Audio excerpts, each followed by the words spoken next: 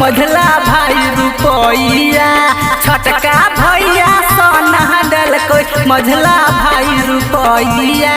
बड़का भैया गोर लगाए में दल कोई धेनु गैया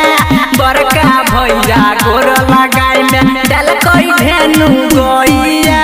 छोटका भैया सोना दल कोई मझला भाई रुपैया छोटका भैया सोना दल कोई मझला भाई रुपैया बड़का भैया घघट छकाय में दल कोई धेनु गैया बड़का भैया गोर लगाय में दल कोई धेनु गैया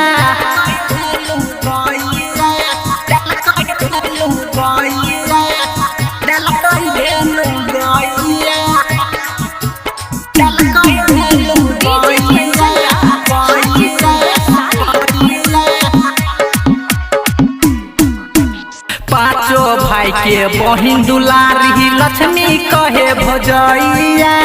लक्ष्मी कहे भोजैया लक्ष्मी कहे भोजैया पाँचों भाई के बहिन दुलारी लक्ष्मी कहे भोजैया लक्ष्मी कहे भोजैया लक्ष्मी कहे भोजैया बड़का भैया गोर लगाए में दल कोई धेनु गैया बड़का भैया घघट छकाई में दल कोई धेनु गैया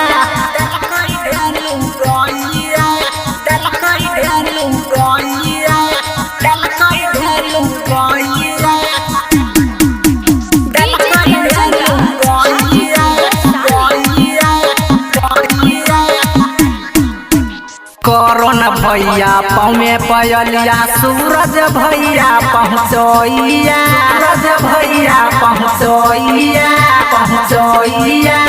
बीके भैया पौमे पयलिया बोजनत भैया पहुँचैया बोजनत भैया पहुँचैया पहुँचैया बड़का भैया गोर लगाए में दल कोई धेनु गैया बड़का भैया घघट छकाय में दल कोई धेनु गैया।